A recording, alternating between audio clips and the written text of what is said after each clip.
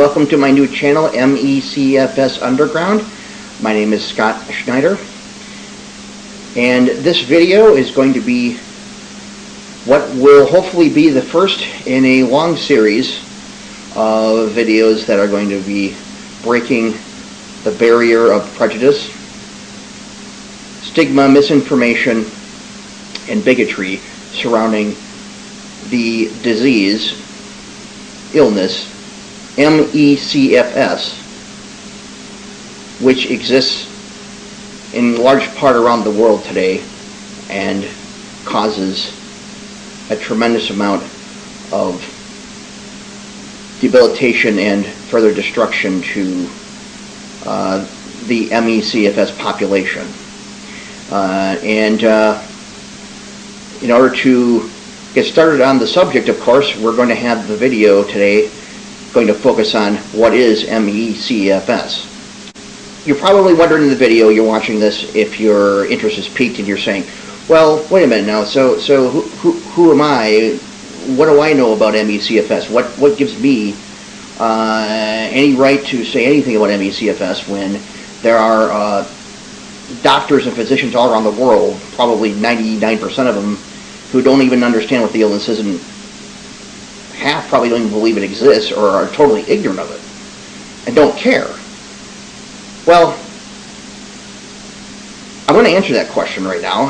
Why me? Why can I stand up here with any confidence and say I know what the illness is and what the illness is not? Well, here's the thing. I developed MYCFS symptoms in September of 2015. I have been dealing with this horrible disease, this horrible illness, this tortured life for about 5 years. Now, half of those years I spent have been diagnosed. And so that doesn't mean anything, though, because the symptoms before I was diagnosed weren't any different than the ones after I diagnosed. It's just that after I became diagnosed, they've gotten worse, and that's largely due to a lot of situations where I've been pushed past my limits by the very prejudiced ignorance and stupidity of the world that I'm going to be talking about in a lot of these videos, and some of which I will be touching on today. Now, here we are again, circling back to the question. Just because I've had this for 5 years, what is it? I mean, how am I qualified to say anything about it or define what it is? Am I an infectious disease specialist? Do I have an MD behind my name? Did I go to medical school? Do I have some kind of major science degree? Well, no, I don't. However, over the past 5 years, a great deal of research has emerged. And when I say a great deal, I mean relative to the past, which has been virtually nothing, and a whole bunch of people going in circles about absolutely anything and everything, not tying anything together in regard to the symptoms and the cause of MYCFS. Been a lot of dead ends, been a lot of people who have had their hopes brought up, only had them dashed again. People who have started researching the illness and were no longer successful in being funded for research, and then also promises from governments of the world, particularly the United States, the CDC, in, say, looking at it or getting to the bottom of it, quote unquote, and never doing it. And that's a subject for another video. And I'm digressing, but it all does fall into place here. The emerging scientific data from the time that the National Academies of Medicine in 2015, incidentally, was the year that I developed MYCFS, when they stated, the NAM that is, that MYCFS was an actual, real, biological-based illness that needs a great deal of further research and understanding. Since that time, there has been enough private and even publicly funded research from the NIH to begin to pull together an emerging dialogue or narrative in regard to what patterns, shape, and are probably feeding into this disease. Obviously, what it is so much deeper than that, and we're going to have to find and fund better types of machines and medical diagnostic tools to dig way down into the body on the molecular level, and in the brain as well molecularly, that we haven't been able to do before, because this is an illness, and and along with a lot of other chronic illnesses, including dementia and Parkinson's dementia and other types of Alzheimer's, for example, MD, MS.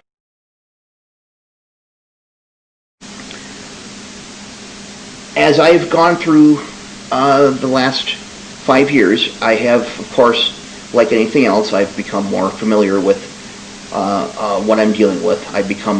I've read up on it, I've studied it, I've looked at it, as I do with things, and I have endeavored myself to try to figure out what it is exactly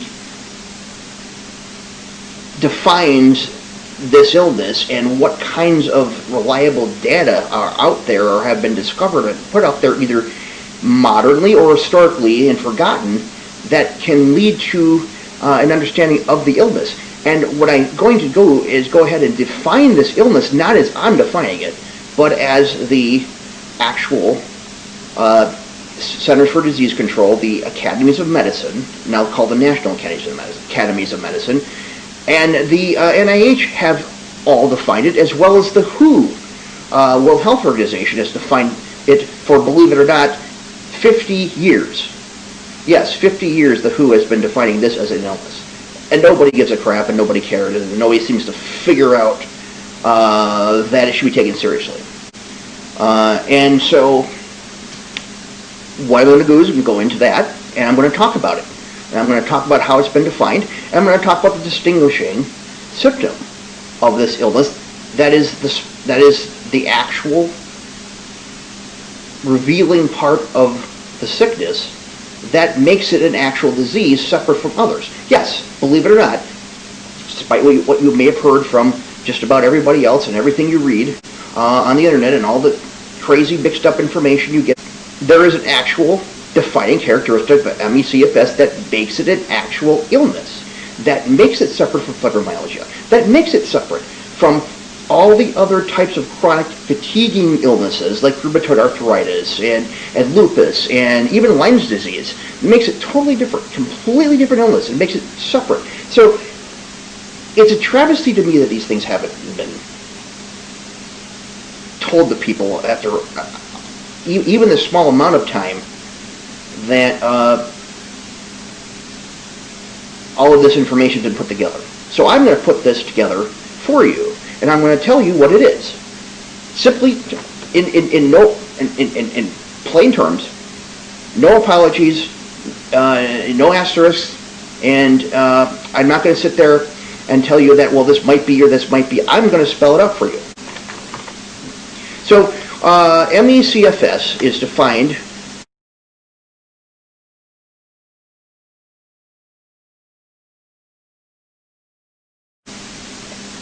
as, and this is by the Open Medicine Foundation definition, also the Academy of Medicine and the CDC, as a complex multi-system disease with extreme exhaustion, deep muscle pain, poor or disturbed sleep, cognitive impairments, which is otherwise also known as brain fog, and post-exertional malaise, which is the distinguishing symptom of this disease.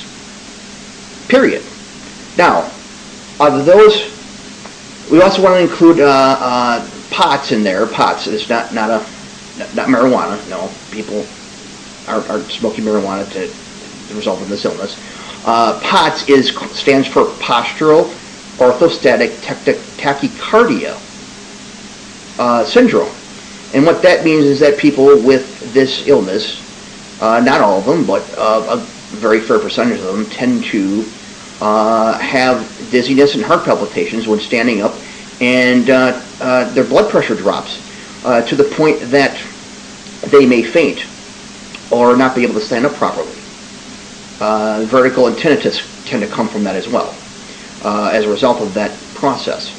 And it can be very devastating to people who have the POTS part of the symptom cluster of this. And all of those things come together. The 5 things that I've named you and showed on the screen have all come together. Now, people who have ME/CFS, they may have 3 of these versus the 5. They may not. They may have 2 of the 5, but they always will have, no matter what, exhaustion and post-exertional malaise. Now, most of them have the cognitive impairments and the disturbed sleep as well. Disturbed sleep is actually a universal symptom of this, along with the other 2. And cognitive impairment with people tends to happen with a lot of people with ME/CFS.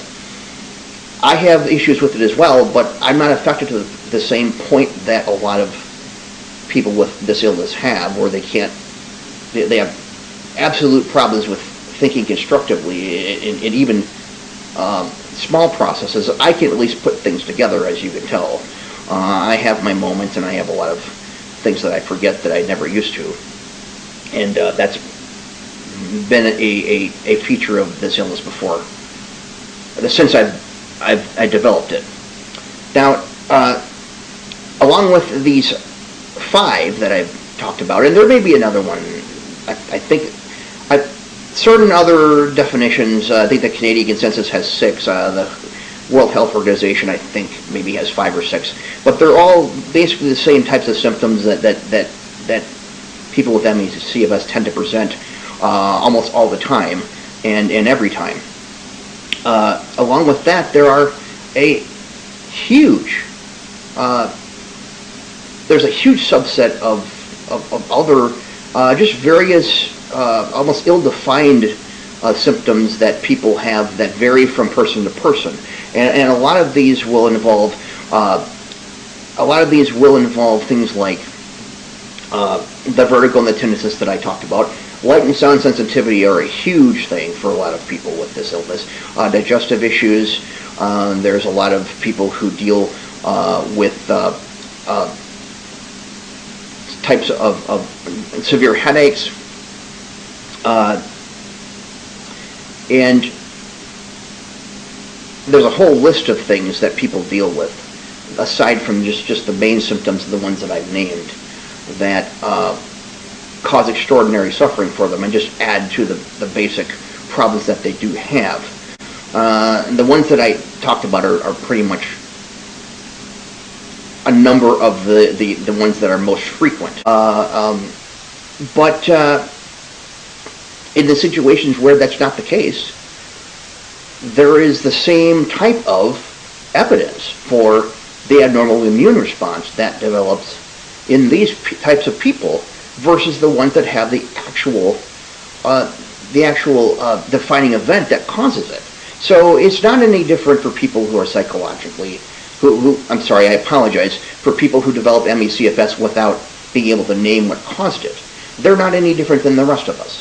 That's just another myth that goes on. And in the near future, I will be doing a myth-busting type of segment on ME/CFS and how many terrible pieces of misinformation have been thrown out there about this illness. But I'm going to move on here, and I'm going to talk about, so now we define the illness. Now, what will happen typically with people who get the disease process that develops into ME/CFS is they'll have the symptoms of the Epstein-Barr virus. They'll have the symptoms of flu, the cold, a strep infection. They'll have something that will develop, they'll experience some symptoms of, or will be a severe form of it, or a series of similar outbreak infections that occur over a period of time, and then they will simply begin to develop, or those will morph or transform into the symptoms that I named several minutes ago, the ones that define ME/CFS. And they will have those debilitating symptoms and they will not go away.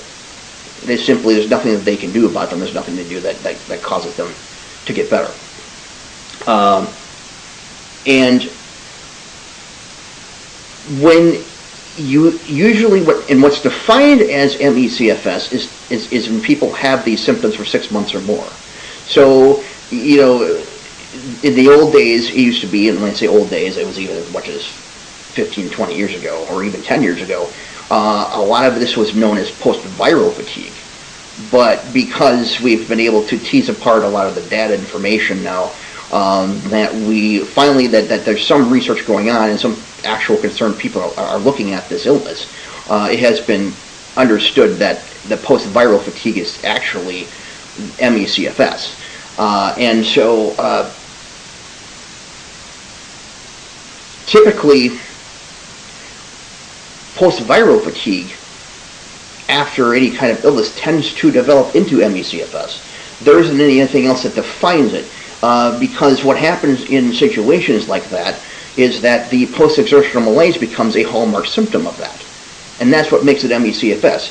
So, see, we're tying that all together. One, the actual process of disease that comes after the physical event develops into ME/CFS with the defining hallmark symptom of post-exertional malaise.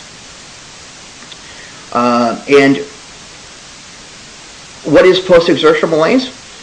Post-exertional malaise is the exacerbation of exhaustion and all of the person's ME/CFS symptoms within a few hours to sometimes 1 to 2 days after engaging in any kind of even mild physical or even mental exertional activity. With people who have most degree of ME/CFS, even the act of opening and closing a refrigerator door with the shelves full of bottles of pickles and ketchup and other things will be heavy enough to cause some kind of post-exertional malaise, whether it's a few hours down the road or the next day. They're that sick. The bodies are shut down that badly that they cannot tolerate that, or the closing of a door, or lifting something is like 3 pounds. For me, does 3 to 5 pounds can carry it across a room on days when I am really worn down, can really cause me a great deal of distress the next day, and that's post-exertional malaise. And I'll explain, of course, that more in upcoming videos. It usually affects people ages 20 to 45, but also children and teenagers have developed the illness. Of those in their 20s, of these age groups, 20s, the people, adults in their 20s, and then children and adolescents have had the actual best results in improvement and recovery, and that is actually through rest and sometimes even through a little bit of physical therapy and gradual exercise. The older one gets, you get past the 30, the chances of recovery from ME/CFS drop dramatically. In fact, as people get into their 40s and start to get into to that age group, there's almost no recovery from it.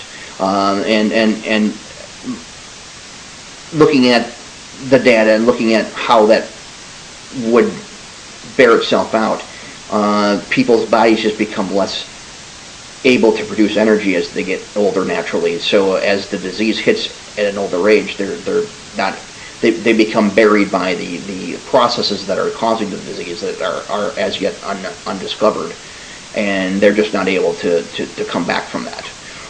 So the people who do recover are in a minority, and they can actually, if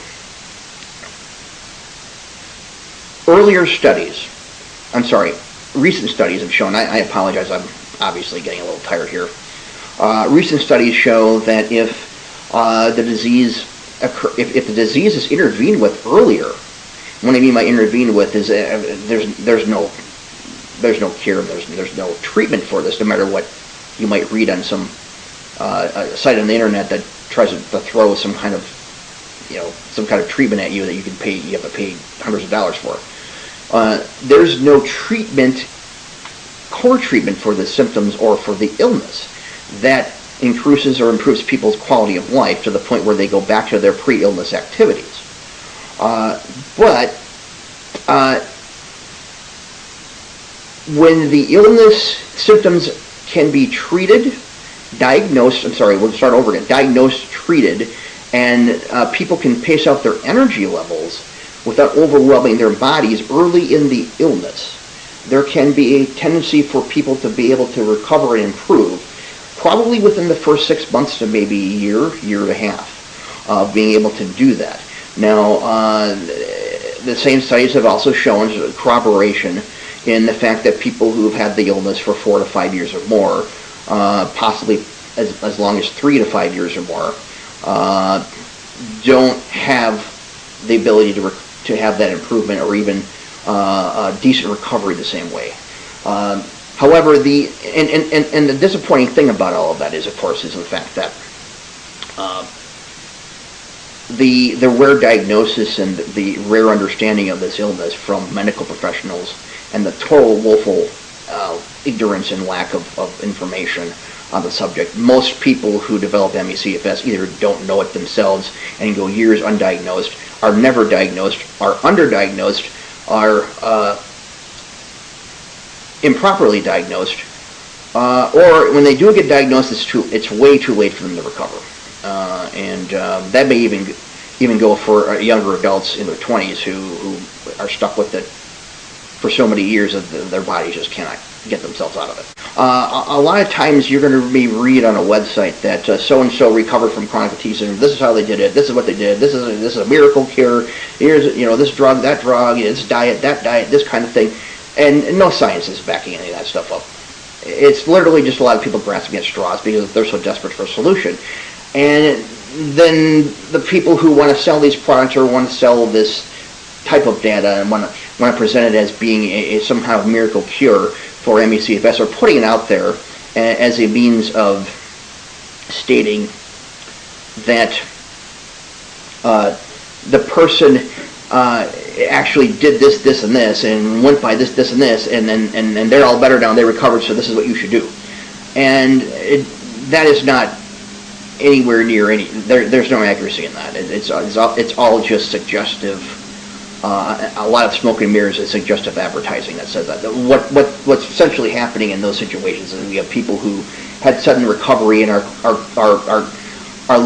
trying to coincide what types of different things they might have done to try to improve their ME CFS, and then they spontaneously got better, and they're saying that that's why I recovered. And that's not, with any disease, that's no way to prove that you've gotten better or that it's a cure or a treatment for a disease, because unless the actual core symptoms of the disease are treated and by something that's proven to treat that the process that causes it, there's no definitive way you can say, unless it's a mental illness, that disease has been treated properly or cured or anything. And even in the case of mental illness, there are pharmacological medications that treat the symptoms that actually do have a stated reason or an understood theory as to why they are causing that symptom relief. Now that we've defined the illness, out of all of the people who have the ME CFS around the world, which tends to number 17 to 24 million, 850,000 to 2.5 million of those live in the United States. And these are estimates, of course, and on the upwards, on both ends of the scale, that makes this illness more prevalent than most of the diseases you hear about every day and know are constantly talked about in the media or in the medical community, such as Parkinson's disease, AIDS, muscular dystrophy, muscular sclerosis, cerebral palsy, and similar types, Alzheimer's disease, similar types of illnesses, chronic illnesses that cause devastation. And that's the sad thing about this whole entire illness process, is the fact that you can't, that it affects so many people that are living in the darkness, that goes ignored and misunderstood and virtually passed off as being nothing to be concerned or express any kind of seriousness about. And to give you an idea of how serious ME/CFS is, 25% of people with ME/CFS are what I would term, and what is termed severe. I term it severe to debilitating, because I want to make the distinction between severe, because I consider myself severe even though I'm somewhat functional, but to debilitating, which even catastrophic, which is a whole even worse form of it, where people are totally non-functional. In the severe form, in the debilitating form, 25% of ME/CFS patients have this, to where they're basically housebound and bedbound, and as such, in the worst cases, they will need oxygen, a feeding tube, and palliative care, and they may live in 24-hour darkness, because they can't even, with blindfolds on, even with the darkness, in a dark room with blindfolds on, because their bodies cannot deal with the actual stimulation that comes from the sensory stimulation that comes from light, sound, and even temperature differences, chemicals, and other things. When people go to visit these people, visit them to give them care, they have to be extremely careful, because even a little bit of a small disruption in the room can cause them great agony. And obviously these people can't talk, and there just isn't much of a life for them, and that's on the very high end. But it's not that this is rare. There actually are a sizable number, not percentage-wise, but in the 17 to 24 million. There is literally hundreds of thousands of people that may be in that state, people who get to the situation where they are suffering that much can have and have tended to die from malnutrition. They get to the point where their bodies become so ill that they are no longer they're not even able to take nutrition from a feeding tube, and they die of anorexia. And coroners have actually, and there are proven very recent certificates from coroner certificates where people have done medical examinations on people with ME/CFS of this type, and they actually have found that they died of malnutrition. Due to neglect, ignorance, misunderstanding, incredible amount of pain, stigma, bigotry, the actual death rate with ME/CFS is not so high with the catastrophic form. It's the suicide rate, and it has been shown to be 7 times the rate of any other disease process, or even normal human setting, social setting, or otherwise.